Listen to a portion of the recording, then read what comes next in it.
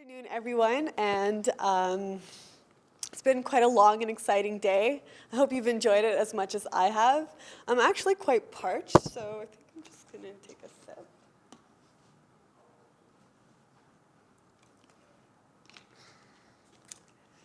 It's actually quite amazing that all life on Earth depends on such a simple molecule of H2O.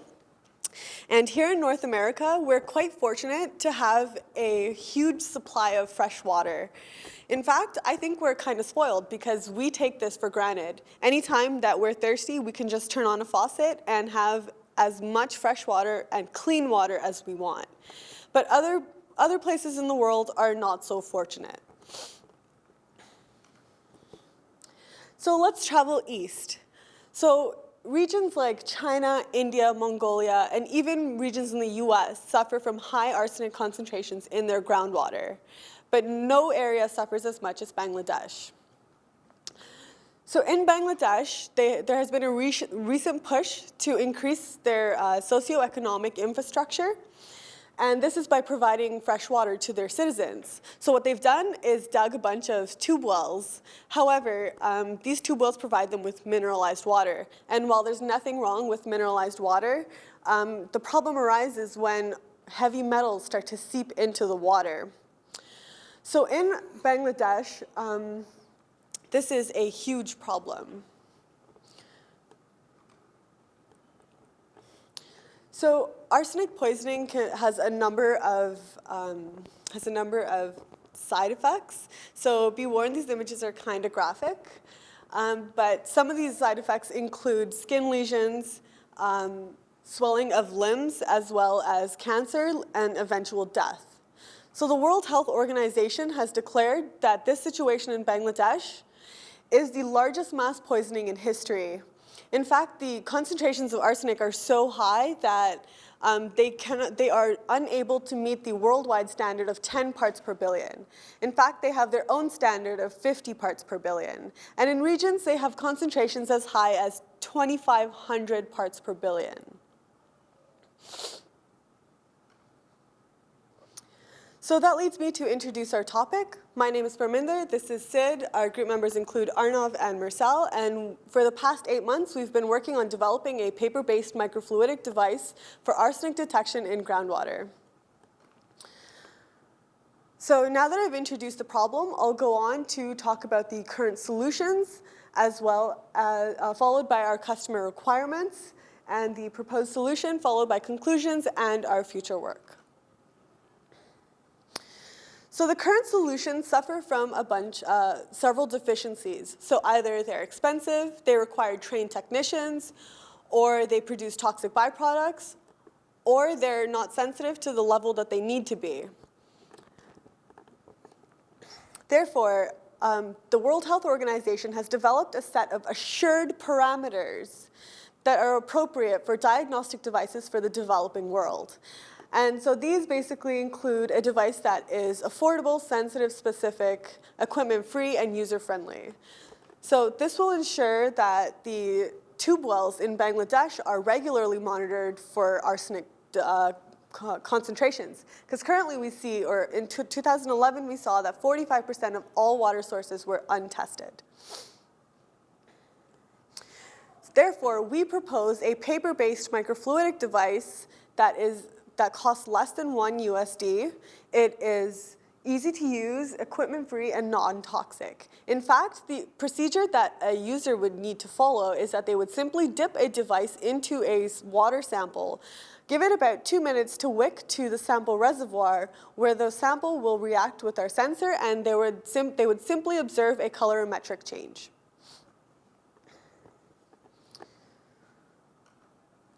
So now I'll talk a little bit about our paper device. We chose to go with a paper platform because paper is familiar, it's easy to use, and the fabrication costs are at a minimum. Additionally, we chose chromatography paper in specific because of its high purity and highly isotropic fibers, which help to linearize the sample flow. So we investigated 2 methods of producing our actual microfluidic channels, and one was the flash printing method, which is a simplified version of conventional lithography techniques. So because this method did require a clean room, this introduced additional costs to our process. Therefore, we explored wax printing. So wax printing was exponentially easier to do and much faster.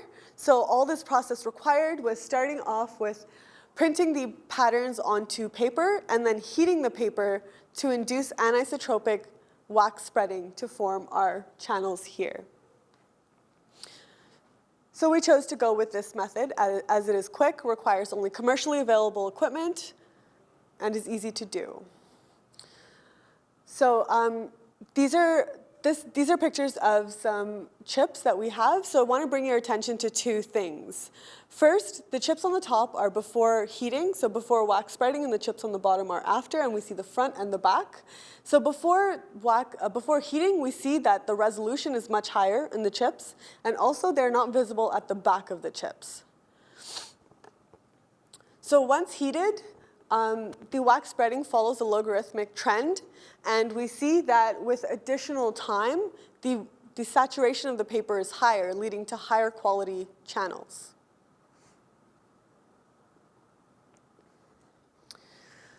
So once the channels were fabricated, we then looked at the wicking. So we looked, a few parameters affected this, and that was the channel width as well as the reservoir width. And as it turns out, the ratio of these two is very important.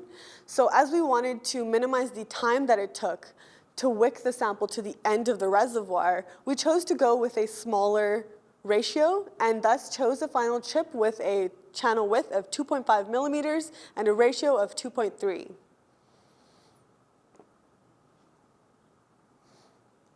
So the final parameters that we investigated were the appropriate volumes. So it was seen that for the reagent volume, 2 microliters is sufficient for a channel with a diameter of 2.5 millimeters. And also we looked at sample volume. However, it was deemed that this is an unnecessary parameter to measure, as most likely our customers will be extracting more than 5 microliters of water from the wells. So now I'll pass it off to Sid to talk about our sensor. Thank you. So the core component of our sensor was gold nanoparticles. And we exploited the surface plasmon resonance that's observed in these particles. Basically, it's the size-dependent property and the correlated color change. So just a quick overview of SPR. It's basically the interaction of light that causes the electrons in the metal to start oscillating, which results in the light that we see. Any change in this frequency will cause a color change, and that is what we exploited in this case. So this is a size-dependent property, and which is what we played off, among other things. So the design of the sensor was as follows. We used 3 ligands that we functionalized our gold with, namely DTT, cysteine, and GSH. About 10 microliters of each of these ligands was mixed in 2 milliliters of the gold. The solution was stirred for 2 hours. It was stored overnight, and then we centrifuged the solution to remove any unbound ligands before testing. The aggregation mechanism that we used was slightly different for the 3 ligands, but using DTT as an example, we have the 3 functionalized nanoparticles that attach to 1 arsenic 3 ion, which causes the 3 gold nanoparticles to come close together, causing an overall aggregation effect, effectively turning them from red to purple. So on the right is what you see in solution, on the right picture, sorry. And in the left vial, you see 225 ppm of arsenic, contrasted by the sensor that we have with no arsenic in it. As you see that the visual color change is quite apparent. In order to quantify any changes into the system with the introduction of arsenic, we used a few key validation techniques. First of all, we used UV, which was the most appropriate technique to monitor the SPR. We also used DLS to monitor the aggregation size with respect to concentration. Zeta potential allowed us to test for the stability of the system, which is something we need to consider for long-term storage. And obviously, visual inspection is a key parameter, actually a key validation test that we need to consider on the customer end, so this was something we went on quite keenly. Focusing on the UVVis, the testing protocol was quite simple. We had varying arsenic concentrations, and we added 100 microliters of each of the sensor and the arsenic sample with about 3 to 5 microliters of salt. So the purpose of salt here is to add a measured instability into the system. The zeta potential showed us that our sensor is quite stable, so we needed to add a slight bit of instability in order to make it sensitive to the arsenic that we added. So in this graph, you see that we varied the concentration from 2250 ppm to 225 ppb. The features to focus on here are the appearance of the peak at the longer wavelengths and its relative amplitude to the peak at 530. The redshift of the longer wavelength peak and the relative amplitude to the green peak can be used to measure the increasing arsenic concentration. As we see here, with a larger amplitude in the red and a larger redshift, we see that the concentration is quite large. As the concentration decreases, the amplitude decreases as well, and it shifts to the blue. The sensor is provided as a means to compare with the introduction of arsenic. So as you see here, the data is quite repeatable and follows a clear trend. Moving on to DLS, the same samples were subjected to DLS measurements.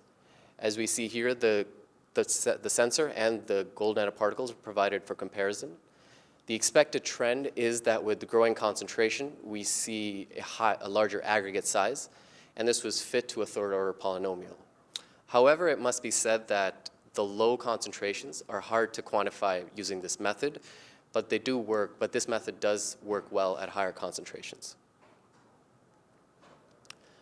And putting this all together on a device, we pipetted 2 microliters of our sensor onto the paper chip. We allowed it to air dry, and then we wicked the arsenic sample into the reservoir and performed image analysis. What we did compare was the hue values relative to a control, and this was plotted against concentrations.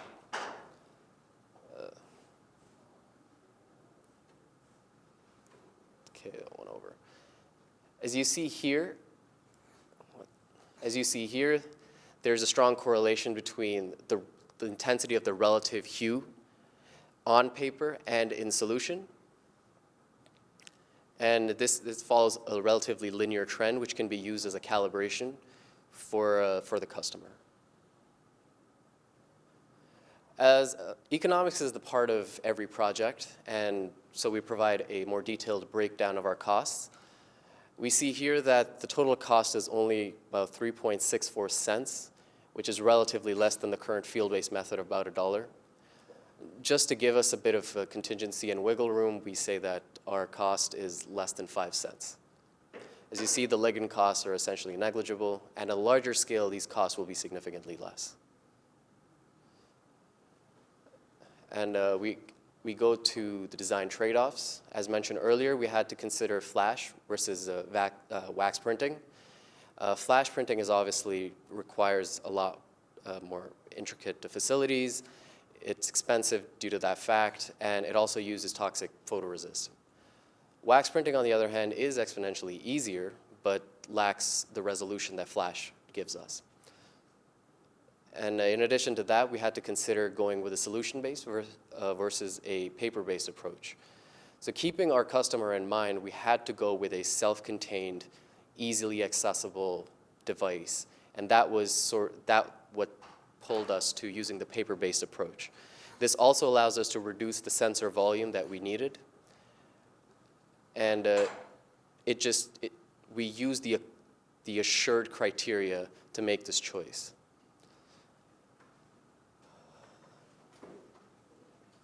Looking at the conclusions at the stage of the project that we are at right now, we have successfully, to a certain extent, fabricated and optimized and assured sensor. We have met these requirements in different degrees. Specifically, we got to the sensitivity of 225 parts per billion. However, we set out to reach 50 parts per billion, and I think work needs to be done there, but we will get there in due time. And we did show colorimetric analysis on paper, and a strong correlation was seen with relative hue and concentration. Coming from the conclusions, future work is required. The sensitivity and the specificity of the device does need to be improved.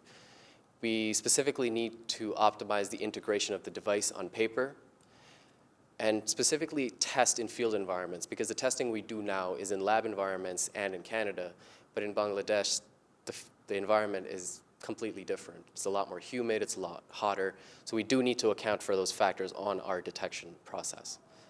We do need to develop a more streamlined process of on-site data analysis, and somewhere down the road, perhaps we would try to make a multiplex sensor for other heavy metals on a same compact chip.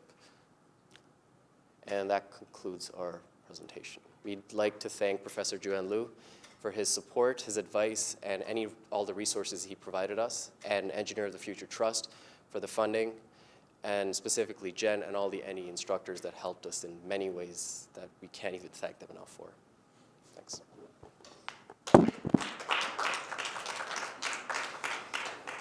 Okay, questions? So I have a question, how this is going to work in the field, because I don't think very many people just living in small villages in Bangladesh have micropipeters. So what's the idea? So the idea is that we would essentially pipette the sensor on there, and they would simply dip the sensor in the water, allowing the channels to wick the arsenic-tainted sample into the reservoir. So they don't require any additional equipment, except just dipping it in there. That was sort of the purpose of the microfluidic channels.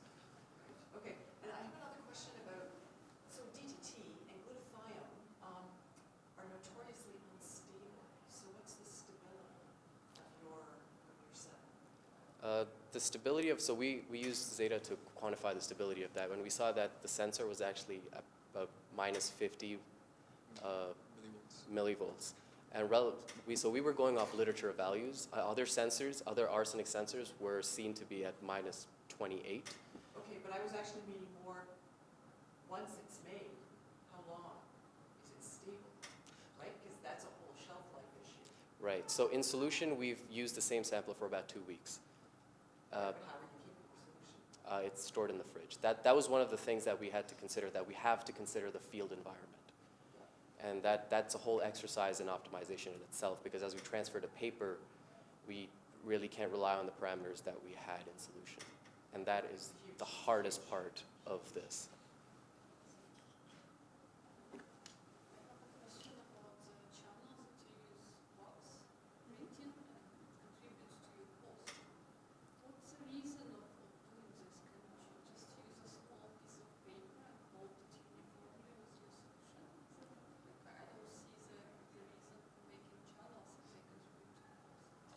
Well, the channels we made to allow for future multiplexing. So this would simply just guide our sample to the reservoirs as well as contain our sensor in a small area.